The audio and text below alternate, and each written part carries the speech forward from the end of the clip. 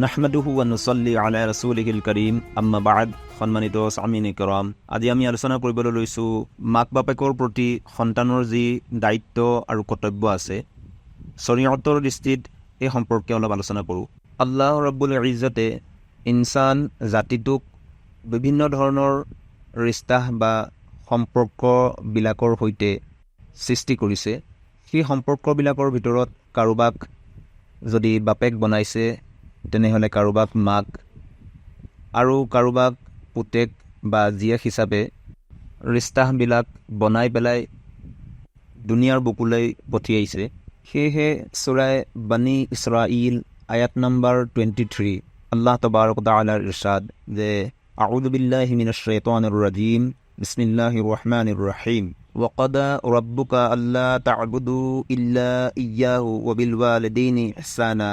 ইম্মা ইয়াবলুগান্না ইনদাকাল কিবারা আহাদুহুমা আও কিলাহুমা ফালা তাকুল লাহুমা উফফিন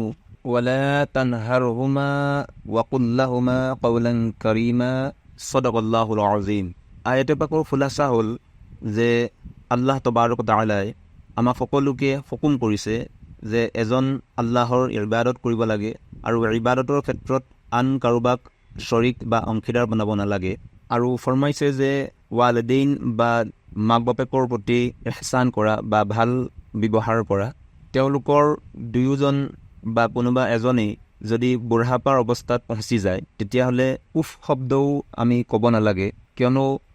মানুহ যেতিয়া বুঢ়াপা অৱস্থাত পहुঁচি যায় বা বয়স যেতিয়া বাঢ়ি যায়, তেতিয়াহ'লে তেওঁলোকৰ চিন্তাধাৰাবিলাকো সলনি হৈ যায়। সেয়েহে তেওঁলোকৰ কোনো কথাতেই বিৰক্তিমূলক লাগিলেও সন্তান হিচাপে তেওঁলোকৰ প্ৰতি কোনো ধৰণৰ কটু মন্তব্য দিব নালাগে আৰু খুব বেছি আদবৰে আৰু নম্ৰতাৰ সৈতে তেওঁলোকৰ লগত কথা বতৰা পাতিব লাগে। ইয়াৰ পিছৰ আয়াতত আল্লাহ তবাৰক ও তাআলাই সন্তানৰ কাৰণে শিকাই দিছে যে দুৱাৰ মাজতো কেনেকৈ আমি মাক বাপেকক মনত ৰাখিব লাগে। যিহেতু আল্লাহ তবাৰক ও তাআলাই ফৰমাইছে যে ৰব্বিৰহামহুমা কামা ৰব্বায়ানি সগীৰা, যে সেই আমাৰ আল্লাহ, আমাৰ আব্বা মাইক ৰহম কৰা যেনেকৈ তেওঁলোকে আমাক ৰহম কৰিলে বা মৰম কৰি পেলাই সৰুৰ পৰা ডাঙৰ দীঘল কৰিলে। এই আয়াতে পাকৰ তফছিৰত উলামা ইকৰামসকলে লিখিছে যে মাক বাপেকৰ প্ৰতি আদব আৰু এহতেৰাম আৰু তেওঁলোকৰ লগত ভাল সম্পৰ্ক বা ভাল ব্যৱহাৰ কৰাটো আল্লাহৰ ইবাদতৰ লগত মিলাই পেলাই আমাৰ কাৰণে ৱাজিব কৰি দিলে, যাতে সন্তান হিচাপে আমি প্ৰত্যেকেই নিজৰ নিজৰ মাক বাপেকৰ প্ৰতি ভাল ব্যৱহাৰ কৰোঁ আৰু তেওঁলোকৰ প্ৰত্যেকটো হুকুমক যাতে আমি নতশিৰে পূৰা কৰাৰ চেষ্টা কৰোঁ। আল্লাহ আৰু আল্লাহৰ ৰচুলৰ নাফৰমানিক বাদ দি বাকী প্ৰত্যেকটো বিষয়তেই তেওঁলোকৰ হুকুমবিলাকক, তেওঁলোকৰ নিৰ্দেশাৱলীবিলাকক মানি লোৱাটো আমাৰ কাৰণে নিতান্তই জৰুৰী হয়। ইয়াৰ উপৰিও বিভিন্ন হাদিছৰ কিতাপত আল্লাহৰ নবী সাল্লাল্লাহু আলাইহি ওয়াসাল্লামৰ ইৰশাদসমূহ মজুদ আছে, যিবিলাকৰ দ্বাৰা বুজা যায় যে মাক বাপেকৰ প্ৰতি সন্তানৰ কিখিনি নৈতিক দায়িত্ব আৰু কৰ্তব্য আছে। যেনে এটা হাদিছৰ মাফহুম এনেকুৱা আছে যে সন্তানৰ কাৰণে বাপেক জন্নতলৈ যোৱাৰ ক্ষেত্ৰত মাজৰ এখন দৰৱাজা হয়, সেয়েহে এতিয়া তোমাৰ এখতিয়াৰত আছে যে তুমি এই দৰৱাজাৰ হিফাজত কৰা বা নকৰা। ঠিক সেই ধৰণেৰে তিৰমিজি শৰীফৰ এটা হাদিছ যাৰ খুলাসা হ'ল যে আল্লাহৰ নবী সাল্লাল্লাহু আলাইহি ওয়াসাল্লামে ফৰমালে যে আল্লাহৰ ৰাজামন্দি বা সন্তুষ্টি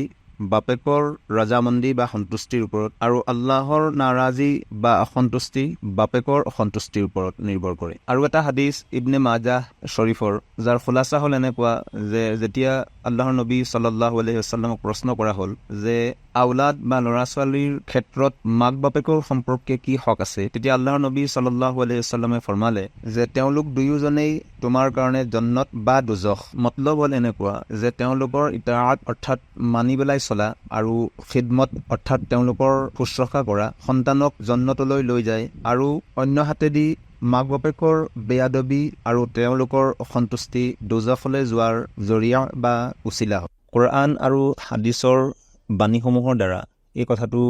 বুজিব পাৰি যে শৰীয়তৰ দৃষ্টিত সন্তানৰ কাৰণে মাক বাপেকৰ প্ৰতি কিমানখিনি হক আছে আৰু কিমান যে সৌভাগ্যৱান সেইসকল নেক আৰু চালেহ সন্তান যিসকলৰ লগত তেওঁলোকৰ মাক বাপেক পৃথিৱীৰ বুকুত জীৱিত আছে আৰু দুনিয়াৰ বিভিন্ন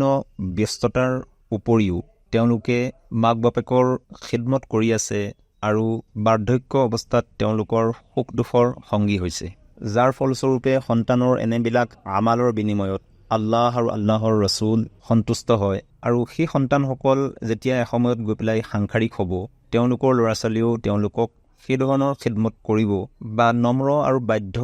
সন্তানৰ আশা কৰিব পাৰিব, যিধৰণে তেওঁলোকে তেওঁলোকৰ মাক বাপেকৰ লগত ভাল ব্যৱহাৰ কৰিছিলে। আলহামদুলিল্লাহ, আমাৰ অসমীয়া সমাজত এনেকুৱা ধৰণৰ যি জেনেৰেশ্যন ৱাইজ মাক বাপেকৰ লগত যি ভাল সম্পৰ্ক চলি আহিছে, কিন্তু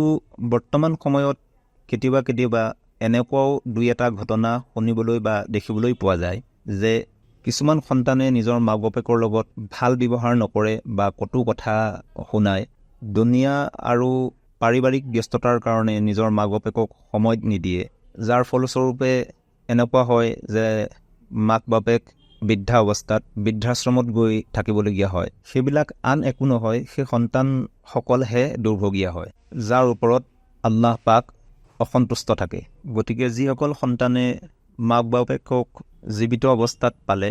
আৰু তেওঁলোকক খিদমত কৰিব নোৱাৰিলে, তেওঁলোকৰ কাৰণে উচিত যে সেই মাক বাপেকৰ একে বয়সৰ বা লগৰ যিসকল মানুহ ওচৰে পাজৰে আছে, যিসকলৰ লগত সেইসকলৰ সম্পৰ্ক ভাল আছিলে বা লগৰ সমনীয়া আছিলে, সেইসকলৰ লগত যাতে ভাল সম্পৰ্ক কৰে। কিয়নো ছাহিহ বুখাৰীৰ এটা হাদিছে পাকৰ মাহফুম এনেকুৱা যে আল্লাহৰ নবী সাল্লাল্লাহু আলাইহি ওয়াসাল্লামে ফৰমালে যে বাপেকৰ লগত ভাল সম্পৰ্ক কৰা এইটোকো বুজায় যে সেই বাপেকৰ মৃত্যুৰ পিছত তেওঁৰ যিসকল বন্ধু আছিলে সেইসকল মানুহৰ লগত পুতেকে যাতে ভাল ব্যৱহাৰ কৰে। সেয়েহে আল্লাহৰ নবী সাল্লাল্লাহু আলাইহি ওয়াসাল্লামক যেতিয়া সাহাবাই কেৰাম ৰাদিয়াল্লাহু তাআলা আনহুম সকলে প্ৰশ্ন কৰিছিলে যে মাক বাপেকৰ ইন্তেকালৰ পিছতো কিবা আৰু হক বাকী থাকে নেকি, তেতিয়া আপ সাল্লাল্লাহু আলাইহি ওয়াসাল্লামে ফৰমাইছিলে যে তেওঁলোকৰ ইন্তেকালৰ পিছত তেওঁলোকৰ কাৰণে দোৱা কৰা, ইস্তিগফাৰ কৰা, আৰু যদি জীৱিত অৱস্থাত কিবা কাম কৰাৰ নিয়ত আছিলে আৰু সেই কামটো তেখেতৰ জীৱিত অৱস্থাত সম্পূৰ্ণ নহ'লে, গতিকে বাপেকৰ সেই আধা কামটোক সম্পূৰ্ণ কৰাৰ কাৰণে চেষ্টা কৰা আৰু তেওঁলোকৰ যিসকল বন্ধুবৰ্গ আছিলে সেইসকলৰ লগত ইকৰাম বা আদব আৰু সন্মান কৰা। সেয়েহে আমাৰ সকলোৰ কাৰণে উচিত যে আমি নিজৰ